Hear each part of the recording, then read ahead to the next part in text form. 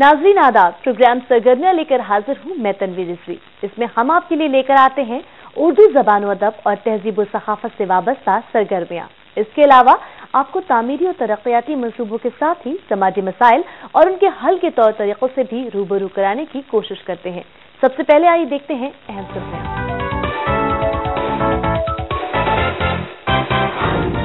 उर्दू के फरोग के लिए मुंबई में मुनक्किद हुआ सेमिनार। अलीगढ़ की ताला सनद दे रही है भाईचारे को फरोग। श्रीनगर में मनाया गया हजरत शेख मखदूम का उर्स।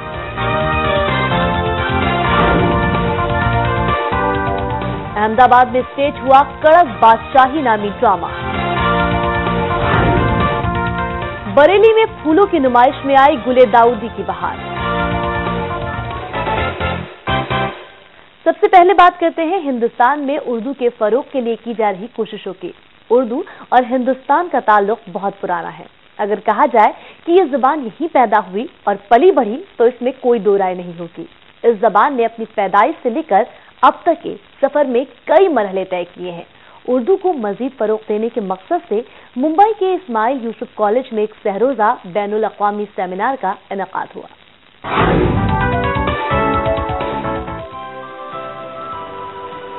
हिंदुस्तान के मुख्तलिफ हिस्सों में अलग अलग जबानें बोली जाती हैं। हर जबान की अपनी अलग अहमियत है। इन सारी जबानों में उर्दू एक ऐसी जबान है जिसके अल्फाज आम लोगों को न सिर्फ बआसानी समझ में आते हैं बल्कि वो इसका इस्तेमाल भी कसरत से करते हैं। शायद यही वजह है कि इसे अवाम की जबान कहा जाता है। बदलते वक्त के साथ उर्दू ज़बान व अदब ने मीलों का सफर तय किया है और ये आज भी जारी है। इसी सिलसिले में मुंबई के इस्माइल यूसुफ कॉलेज में एक सहरोजा बैनुल अक़वामी उर्दू सेमिनार का इनेकाद किया गया।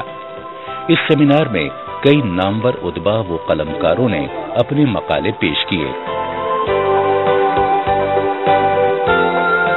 हम ये चाह रहे हैं कि 1980 के बाद से उर्दू ने जितना प्रोग्रेस किया है, उर्दू ने जितनी तरक्की की है हर मैदान में, वो सारी बातें यहाँ पर आएंगी। मुख्तलिफ लोग अपने अपने पेपर्स लाएंगे, अपने अपने तौर पे उन्होंने तहकीक की है, रिसर्च किया है और वो ला करके पेश करेंगे इंशाअल्लाह। मौजूदा दौर में मुल्क के मुख्तलिफ इदारे उर्दू जबान को फरोग देने की कोशिशों में मसरूफ हैं। इनमें मदरसों से लेकर कॉलेज और यूनिवर्सिटियां तक शामिल हैं। मुंबई के इस्माइल यूसुफ कॉलेज में मुनक्किदा इस सेमिनार में तमाम उदबा इस मौजू पर मुत्तफिक नजर आए कि उर्दू को उसका खातिर ख्वाह मकाम नहीं मिल पाया है। उन्होंने रोजी रोटी से ना जुड़ा होना इसकी एक बड़ी वजह करार दिया।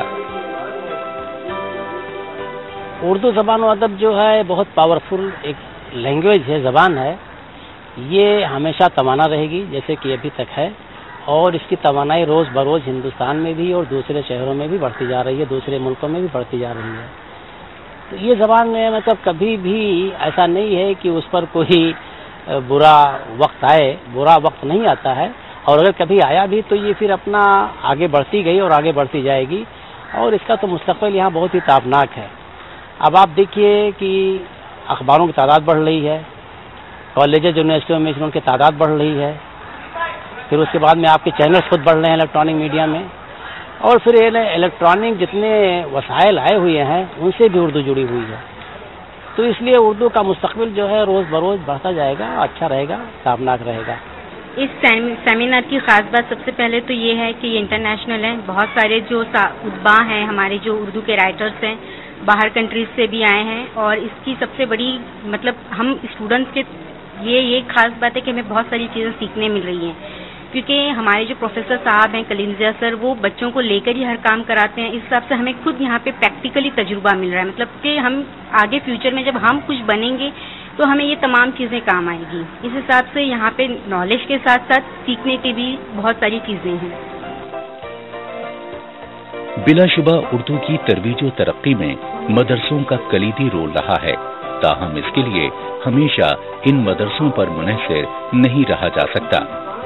सेमिनार के शुरका ने इसके लिए हमेशा हुकूमतों का मुंह ताकने की बजाय शोरा, उदबा, फनकारों व नाक़िदीन से अपना ताउन देने को कहा। साथ ही हुकूमत से भी अपील की कि वो उर्दू को जिला बख्शने और उसे तरक्की के रास्ते पर गामजन करने के लिए मुअस्सिर इक़दामात करे। मुंबई से राज़िक खान के साथ नई दिल्ली से अपूर्व घोष की रिपोर्ट।